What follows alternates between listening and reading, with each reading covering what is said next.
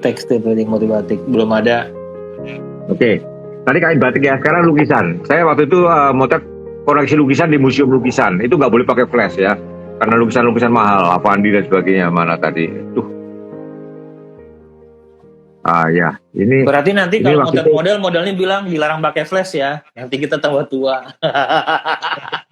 Nah, gini. Dulu ada sebuah lampu continuous Medalight, saya sebut merek ya. Waktu itu dibilang motret pakai continuous. Continuous itu lebih capek loh, karena lebih terang kan.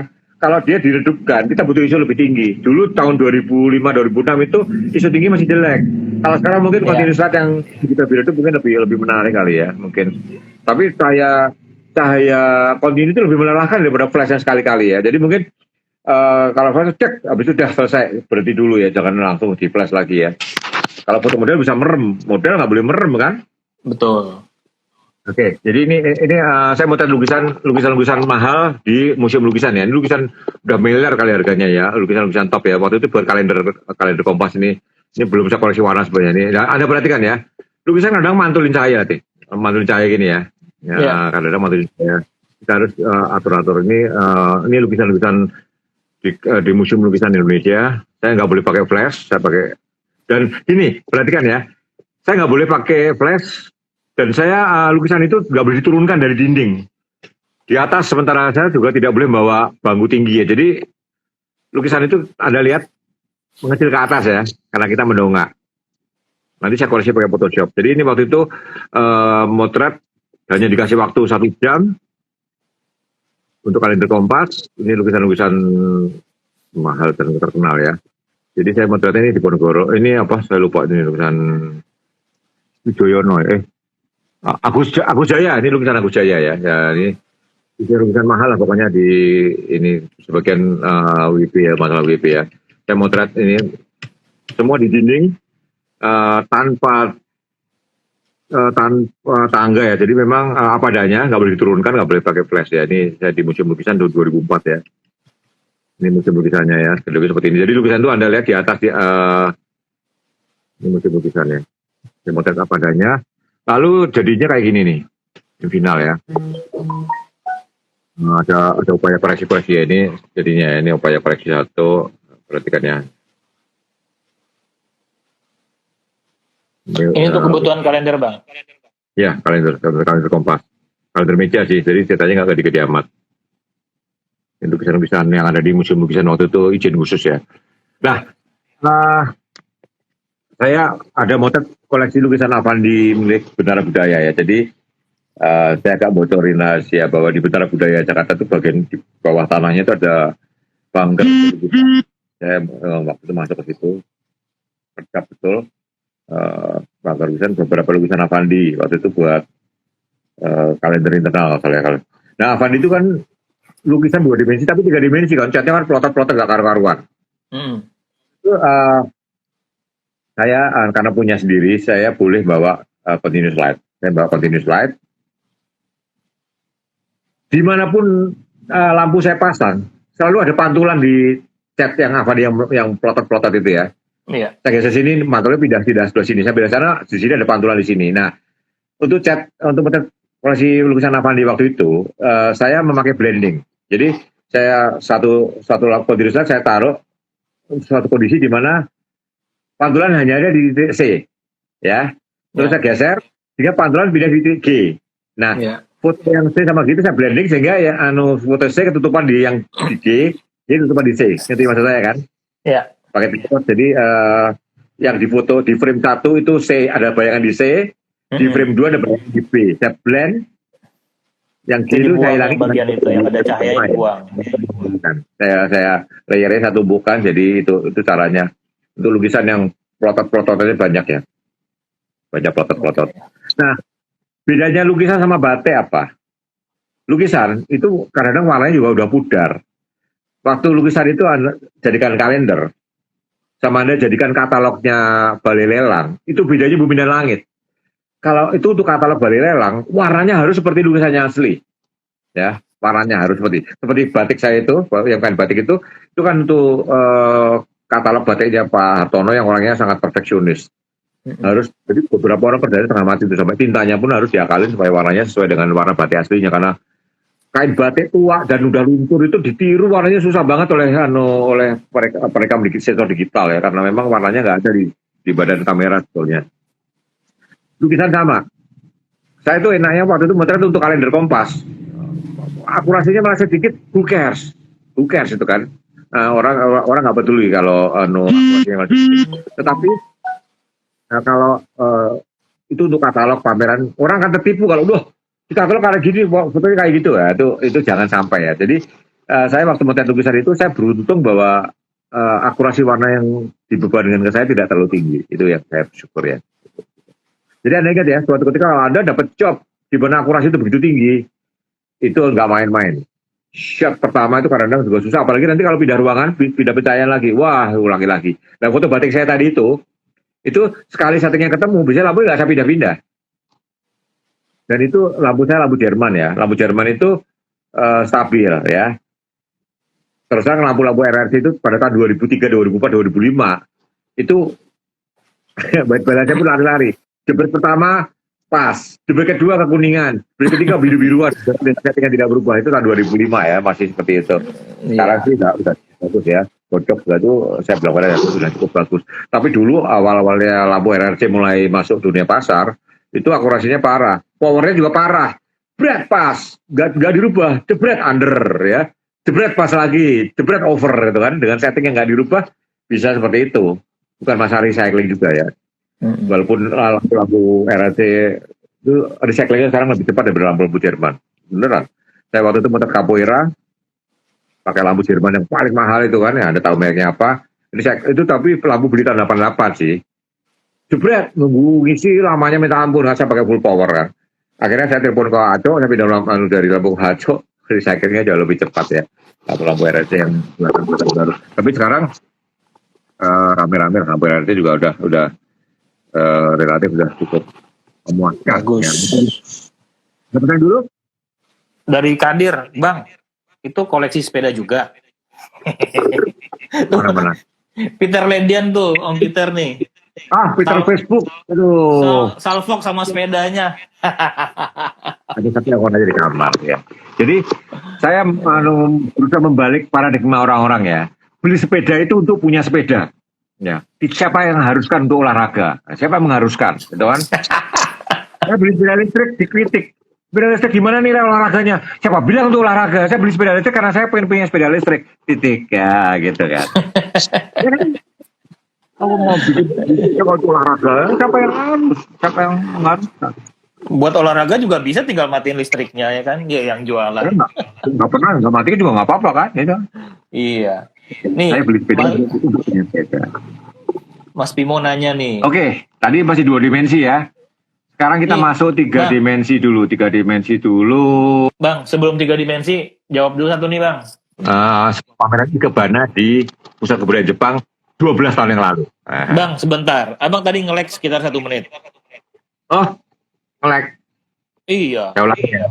Tunggu dulu, sebelum ngulang, mungkin bacain pertanyaan satu dulu nih Bang, dari Mas Agung Timo. Omar Bain, kalau merepro foto, lebih baik difoto pakai kamera atau di-scan pakai scanner? Zaman dulu, kalau ngerepro pakai film, jadi belum digital ya, itu kontrasnya naik banget. Sekarang kalau pakai digital, Anda habis motret, dengan tajam bagus, ya, Anda bagus banget, terus Anda turunkan kontrasnya. Di Photoshop ada adjustment ya, kontrasnya Anda turunkan ya, biasanya kontrasnya naik, saturasi juga naik. Oke. Sama film dulu ada film untuk repro, itu saturasi rendah, kontrasnya rendah. Buatan Kodak dulu ya, repro film ya, buat nge-repro. Bagus mana, scanner atau motret? Jawabannya adalah tergantung mutu scannernya, sama tergantung mutu kameranya yang dipakai buat motret. Nggak bisa dipukul rata ya. Pak Suryarno, saya pernah bikin artikel di Kompas itu, drum scan, oke, drum scan nggak main-main ya. Anda tahu drum scan kan? Pak Heriarno tuh menunjukkan ke saya sebuah film 6x6 medium format dan film large format 10x12,5 ya, 4x5 ya. Dia menunjukkan bahwa pakai drum scan itu, tanya itu, sorry, yang pakai kaca. Dulu saya pernah bawakan yang OI yang pakai kaca. Iya. Oi. Pakai kata saya dari kita Iya. milik di samping terus diberi pakai Photoshop, pernah saya bawakan di Ngopres yang dulu ya. Saya terdistrak tunggu. Jadi Betul. Pak Eka membuktikan bahwa di scan pakai drum scan yang harganya 1 miliar. Artikel saya bisa tunjukkan drum scan-nya kayak Pak 1 miliar harganya drum scan-nya ya. Dan dipotret Pak Heri dengan sebuah lensa makro yang harganya 20-an juta ya, dan tajam, terus di print, di repro pakai digital, sama hasil digital dari drum scan bagusan yang Pak Heri motret. Kenapa? Drum scan yang 1 miliar itu teknologi 1999 ya. Drum scan itu sensornya yang gede itu buatan 1999. Harganya 1 miliar, Kompas juga punya. Ratusan juta lah, berapa ratus juta. Itu teknologi 119. Sementara di repro pakai kamera buatan 2016. File digitalnya saya bandingkan, saya mau di artikel Kompas, bagusan yang dipotret Pak Heri. Jadi makanya di dipotret bagus mana, tergantung scannernya, sama tergantung mutu yang motret, lensanya, kemampuan yang repro, ya. Itu nggak bisa dibandingkan. Tetapi kalau Anda pakai drum scan itu udah nggak ada yang dibikin baru ya, udah berhenti. Gramedia tuh kalau nge-repro udah nggak pakai drum scan, pakai flat plate yang baru-baru. Hasilnya lebih bagus pada harganya yang ratusan juta itu. Teknologi sudah berlalu ya, sudah berlalu. Ya kalau yang drum scan dulu kan teknologinya teknologi mahal awalnya, tapi itu mahal sekali. Ada kalau ingat sensor 2 megapiksel itu udah mahal banget harganya. puluhan juta. Kamera digital Kompas ya, $16.000 1 megapiksel tahun 1997 ya. $16.000 ya, $16.000 1 megapiksel itu harga sensor begitu mahal. Dan drum scan kenapa begitu mahal ya? Tahun 99 apalagi teknologinya kan masih mahal sekali. Oke. Bang, ini pertanyaan dari Dekiarova. Kalau foto monumen dengan cahaya minim kayak di Monas atau Bundaran HI, itu gimana motretnya? Atau blue hour, supaya langitnya belum hitam ya. Kalau langitnya hitam jelek banget, sumpah. Langsung belakang hitam ngeblok ya. Usahakan masih biru langitnya. Ya pakai tripod, slow speed. Oke. Jadi pikirkan dulu timingnya. Waktu terbaiknya adalah blue hour ya. Sebelum maghrib atau setelah maghrib sedikit. Ya. Pokoknya langitnya belum hitam. Ya langitnya belum hitam. Ingat kota yang modern itu semua monumennya kalau dipotret bagus. Monas itu saya pernah naik dari gedung Sabta Pesona ya. Saya sering kritik zaman dulu, saya motret zaman Pak Ahok masih gubernur. Saya dari gedung Sabta Pesona, gedung Kemenpar itu, dari rooftopnya itu Monas backgroundnya sunrise ya. Begitu sunrise mulai keluar, langitnya mulai bagus, lampunya dimatiin, lampunya Monas. Wah, saya sebelumnya minta ampun. Tunggu dikit kenapa itu, gak sabaran amat itu loh, ya kan? Itu sebel banget itu. Jadi gak mikirin itu loh. Kalau di luar negeri Anda perhatikan bahwa lampu-lampu gedung itu benar-benar mati kalau memang matahari udah tinggi. Saya waktu di Frankfurt itu juga cahaya pagi bagus itu loh ya. Walaupun saya nggak dapat rooftop sih. Tapi intinya adalah kota-kota modern itu cahaya pencahayaan gedung itu keindahan kota. Tapi kalau sekarang ngomongin efisiensi ngirit kan, gitu udah orang pulang semua lampu dimatiin, gedungnya hitam doang jelek. Kalau gedung-gedung yang memang mikirin keindahan ya, tetap ada rim lightnya lah, gedung itu nyala lampu tepinya supaya malam itu kota itu indah, bukan sekedar terang bagi yang dalam ruangan ya. Monumen-monumen itu dicair. Waktu itu sponsornya Philip, saya jemput berak aja ya. Tugu Pahlawan Surabaya, saya terus jembatan Ampera, saya 3 kota kok. Apa ya?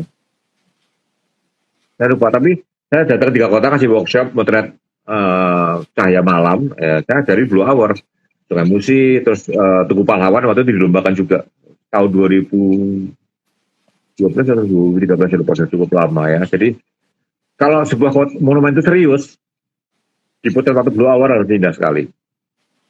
Oke, itu ya Mbak Diki Rafa jawabannya.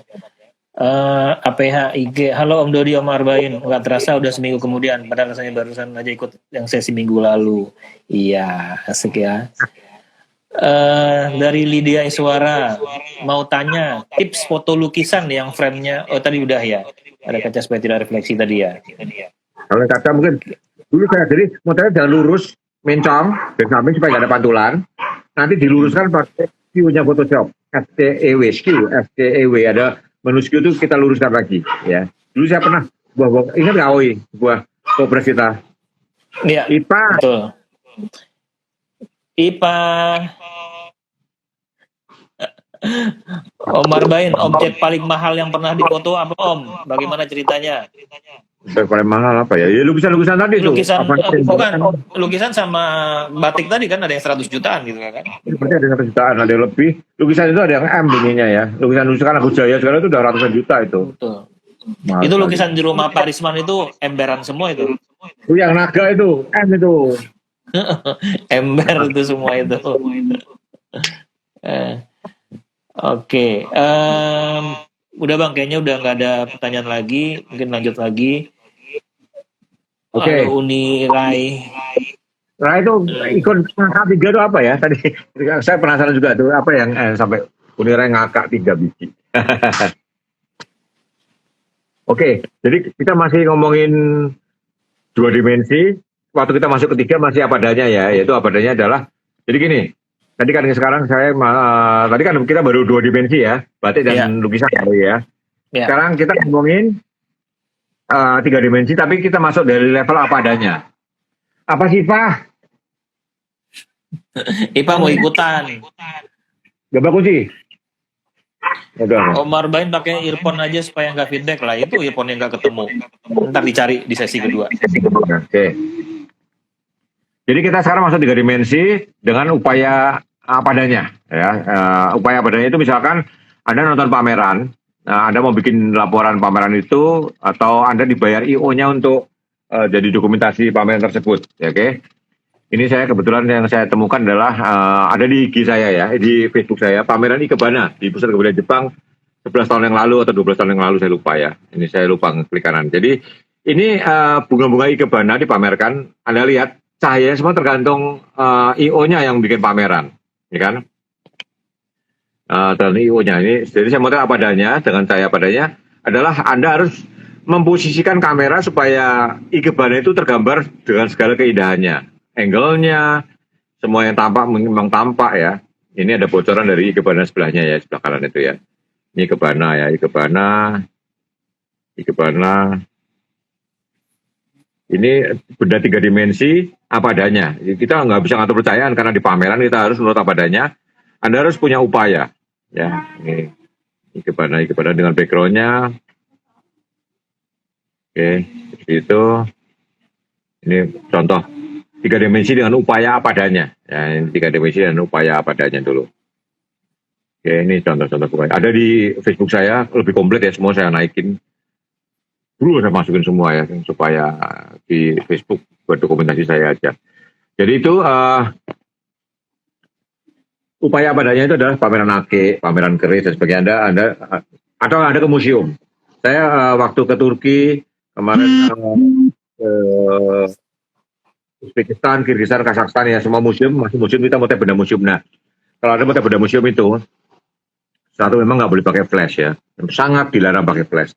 Nah kalau benda itu di dalam lemari kaca, usahakan lensa Anda nempel di kaca itu habis supaya nggak ada pantulan ya, jadi nempel bener.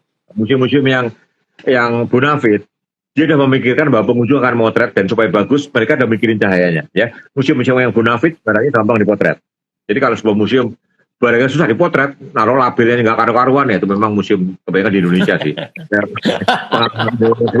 Itu kepala museumnya nggak ada nilai artistik untuk lightingnya nggak punya. Bahwa wah jangan dipotret, dilarang motret, itu kalau benda terlarang ya. Tapi kalau kebanggaan negara itu mungkin temuan emas dari abad lalu dan sebagainya, itu kebanggaan dia akan rela dipotret. Di Indonesia itu kebanyakan orang larang motret karena ngapain larang aja ya, nggak tahu kenapa dilarang gitu loh. Apa keberatannya dipotret itu kan? Ini yang larang aja pokoknya gitu kan. Itu terjadi di Indonesia seperti itu. Oke, ada pertanyaan lagi nggak? Belum. Oke. Cuman si Edi Singo aja tuh. Benda mati itu termasuk yang pernah hidup. Iya. Singo. Saya ke Ethiopia itu tengkorak Lucy, manusia tertua di dunia ya. Fosil wanita tertua di dunia di Ethiopia itu saya potret ya, nggak pakai flash ya, kerangkanya itu pernah hidup, Lucy pernah hidup dong. Itu Om Singo. Ini motret, jadi bermakna distorsi lensa. Nah, gini, lensa wide itu masih distorsi, ya. Lensa wide masih distorsi. Ada lensa namanya 7200, 7200 ya. 7200 itu adalah lensa paling masuk akal untuk motret manusia. Jadi kalau motret manusia supaya nggak distorsi, itu paling pendek 70, paling panjang 200. Lebih pendek daripada 70. Ini untuk full frame ya, untuk full frame 24 kali 36 mili. 70 itu adalah suatu range vokal yang mulai tidak distorsi. Ataupun kalau ada distorsi, masuk akal, masih acceptable ya. 200 adalah menang terjauh untuk another kind of distortion ya. Kalau udah di atas 200 itu namanya compaction. Compaction itu adalah ini kuping rasanya maju. Kalau ada motret orang pakai 1000 mili, itu kuping itu rasanya bidangnya ke sini. Ya coba aja ya, itu compaction. Karena dari jarak jauh, jarak kamera ke ujung hidung sama kamera ke kuping itu relatif sama, sehingga rasanya itu satu bidang. Kalau ada pakai lebar maju, jarak kamera ke ujung hidung sama kamera ke kuping di 1:4, ya kan? Di 1:4 itu jadi menyengatkan jaraknya, jadi cembung gitu kan. Itu kalau lensa wide, jarak ujung hidung ke ujung kuping 1:4 bisa. Tapi kalau pakai tele jauh, dari ke ujung hidung ke ujung kuping relatif sama, itu namanya compaction. Jadi kuping itu rasanya datar, sebidang sama hidung. 7200 adalah jarak vokal paling masuk akal untuk motret manusia. Alias 7200 untuk full frame itu adalah rentang distorsi teracceptable dalam fotografi. Jadi kalau ada benda-benda museum misalkan, kalau ada pakai APS-C ya minimum 50. 50 mili itu kan jadi 80 gitu. Itu udah mulai masuk rentang distorsi acceptable. Jadi Anda jangan pakai wide angle kalau motret di museum ya. 50 mili di APS-C itu menurut saya 51,2 itu ya, buat museum itu suatu range vokal yang paling masuk akal dan murah. Paling murah. Oke. Ini Anda ngecek gini deh. Lensa Anda ada motret koran Kompas atau BD Indonesia, taruh di Anda motret dari atas ya. Kalau tapi tipe korannya tuh sejajar sama bidang-bidang foto, ya itu lensa itu minim distorsi ya. Lensa murahan tuh lensa kalau nggak korannya cembung, korannya melengkung ya. Jadi Anda motret koran, Anda naik, Anda motret ke atas tegak lurus itu, cek apakah tepi-tepi koran itu sejajar sama tepi-tepi foto. Terus mundur, diperkecil kertasnya. Katakanlah koran dilipat 2, Anda motret lagi, tepi-tepinya sejajar lagi nggak? Itu cara ngeceknya. Ya, lensa-lensa yang saya punya semuanya lurus ya. Kalau wide angle, fish eye nggak mungkin lurus, impossible ya. Nah, sorry, saya jadi jual merek juga ya. Saya pernah nyoba itu lensa RRT. Nah, Anda cek deh lensa RRT yang saya pernah tulis di Kompas itu makro tapi wide angle. Itu distorsinya minim, saya juga heran itu saya heran. Makro wide angle tapi tepinya datar. Oke, ada pertanyaan lagi? Nanya Om Daniel nih, nanya topeng gedenya kok nggak ada Om, pindah ya kalau Jumat. Ada topeng gede, tuh, ujung sana tuh, ujung sana tuh, topeng gede tuh itu, kelihatan ya? Terus Singo lagi nih, lama nggak ngeliat muka kalian berdua, tetap nyebelin ya katanya. Enak aja, muka kita itu bukan nyebelin. Aku dari tadi tuh sok mingkem loh, nggak banyak ngomong. Penyebelinan itu nggak gampang, bilangin ke Singo.